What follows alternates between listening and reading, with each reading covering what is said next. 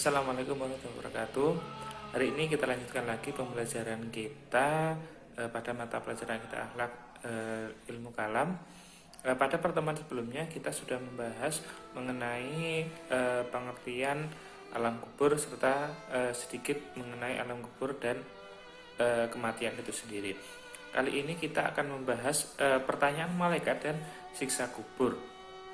Yang pertama, dalam sebuah hadis yang diriwayatkan oleh Bukhari dan Muslim, diriwayatkan oleh Anas dari Nabi Muhammad SAW yang berbunyi berikut: Bismillahirrahmanirrahim.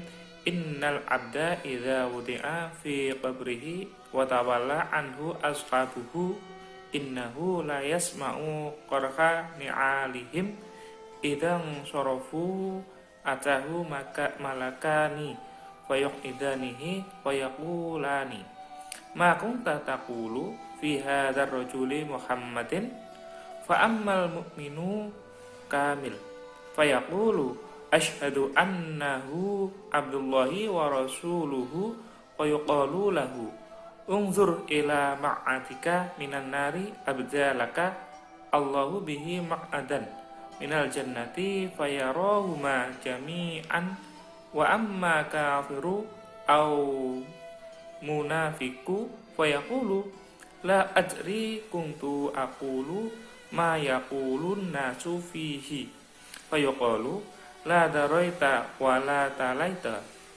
thumma yudrabu bimilraqatin. Saya ulangi, tadi ada kesalahan. Thumma yudrabu bimilraqatin min hadidin baina udhunaihi fayasihu sayhatan yasma'uhuma man yalihi illaf thaqalaini. Hadis riwayat Bukhari dan Muslim, yang artinya sesungguhnya seorang hamba ketika diletakkan di dalam kuburnya dan para sahabatnya telah berpaling darinya dan ia pun mendengar suara sandal mereka ketika mereka meninggalkan tempat, maka datang kepadanya dua malaikat. Nah, setelah datang lalu mendudukkannya seraya berkata, apa yang kamu katakan tentang laki-laki ini, Muhammad, orang mukmin yang sempurna imannya? Menjawab, aku bersaksi bahwa dia adalah hamba dan utusan Allah. Kemudian dikatakan kepadanya, lihatlah tempatmu di neraka. Allah telah menggantinya dengan tempat di surga. Maka ia melihat dua-duanya. Sedangkan orang kafir atau munafik, dia menjawab, aku tidak tahu. Dahulu aku berkata seperti yang dikatakan orang tentangnya. Kemudian dikatakan kepadanya, kamu tidak tahu kebenaran. Kemudian dia dipukul dengan palu dari besi di antara kedua telinganya, dan dia pun menjerit dengan jeritan yang didengar oleh semua yang ada di sekitarnya kecuali manusia dan jin. Nah, hadis ini menjelaskan bahwa pertanyaan malaikat mungkar dan nakir adalah suatu kebenaran, dan orang tidak bisa menjawab pertanyaan kedua malaikat tersebut akan mendapat siksa kubur, yaitu berupa dipukul dengan palu yang terbuat dari besi. Meskipun begitu, ada sebagian dari aliran dalam ilmu kalam ini yang mengingkari hal ini karena menganggap hadis ini tidak sahih. Selain itu, mereka juga berpandangan bahwa jasad manusia itu sudah rusak ketika di dalam kubur, sehingga tidak mungkin apabila suatu yang rusak itu dapat disatukan kembali dan mendapat siksa. Nah, melihat pernyataan ini, kita sedikit berpikir jauh. Sebelum kita lahir di dunia ini, kita juga merupakan saripati tanah. Kita juga tidak ada. Kemudian Allah menjadikan kita ada melalui proses, kalau di dalam ilmu embriologi, ya pembuahan dan seterusnya, sehingga kita berwujud bayi kecil, kemudian tumbuh dewasa menjadi manusia yang sempurna. Itu adalah kehendak Allah yang bagi Allah itu sangat mudah dan tidak ada kendala sama sekali. Tidak ada kesulitan Allah dalam menciptakan manusia dari saripati tanah, kemudian jadi sperma, kemudian jadi alaken, kemudian sampai menjadi manusia sempurna seperti kita ini. Begitu juga nanti ketika sudah mati, ketika tubuh kita, manusia, hewan dan seterusnya itu rusak, baik itu dimakan hewan dalam tanah, cacing, rayap dan seterusnya, atau karena mati di kebakaran atau di tengah laut sehingga dimakan ikan dan seterusnya, itu kita tetap menjalani apa yang disebut dengan siksa kubur atau nikmat kubur. Ya, secara akal memang manusia akan kesulitan. Namun seperti yang saya katakan di awal tadi, bahwa Allah tidak kesulitan menjadikan manusia yang berasal dari awalnya tidak ada menjadi ada. Begitu juga nanti ketika di alam kubur, ketika kita sudah mati, Allah juga tidak akan kesulitan untuk melaksanakan hukuman atau siksa kubur atau nikmat kubur. Oke, itu tadi ada sekelumit siksa kubur, dan semoga kita dijauhkan dari siksa kubur. Nah, di antara yang menjadikan siksa kubur itu apa? Antara lain adalah namimah, adu-adu atau provokator, yaitu suka mengadu domba sesama muslim, terutama sesama muslim, pokoknya adu domba. Nah, itu akan mendapat siksa kubur. Selain itu juga cipratan air kencing, terutama ini yang laki-laki, karena ketika kencing kita berdiri itu biasanya cipratannya moncrot kemana-mana, sehingga kadang-kadang nyiprat ke kaki dan baju atau celana yang tidak kita sadari, dan ketika kita sholat otomatis tidak akan sah. Atau juga ketika kita kamar mandi untuk buang air kecil atau pipis itu ya, itu tidak tuntas. Maksudnya tidak tuntas itu kadang-kadang masih ada setetes atau dua tetes yang ada di dalam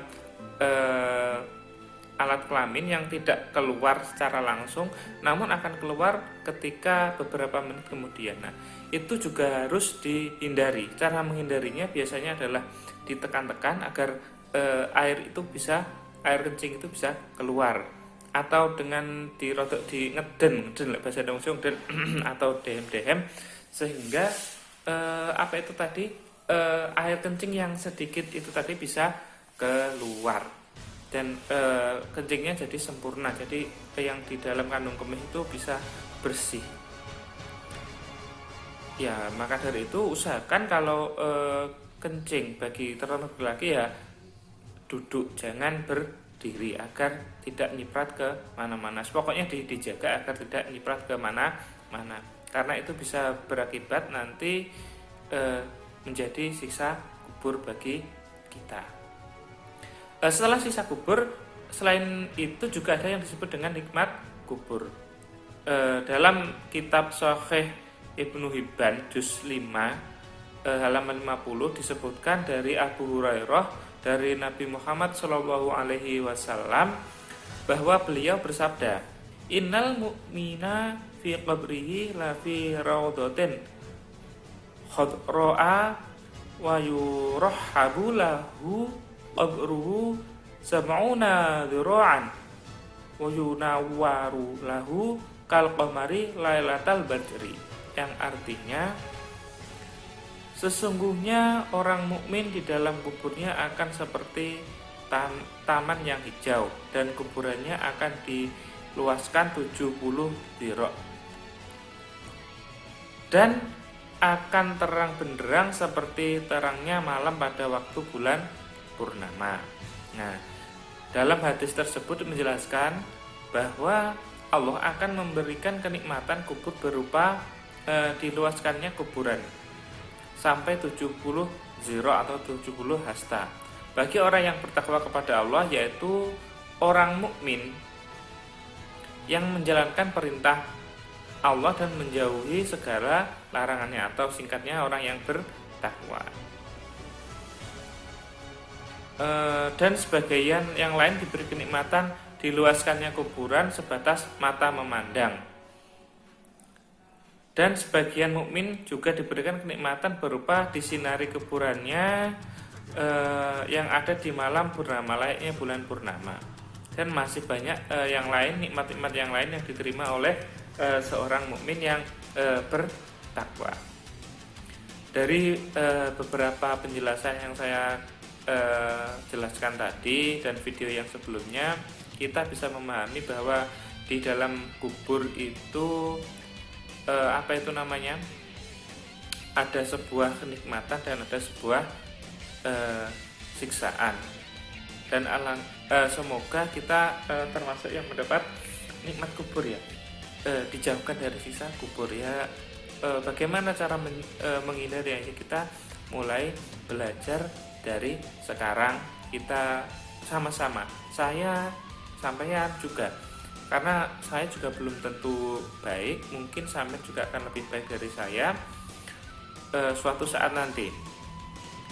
Dari beberapa penjelasan tersebut, dari beberapa kita mempelajari tentang kematian dan alam barzah, kita bisa sedikit mengambil pembelajaran atau mengambil hikmah, yang diantaranya adalah mensyukuri nikmat hidup dengan menyembah Allah semata, Zat yang telah memberikan kita kehidupan ya.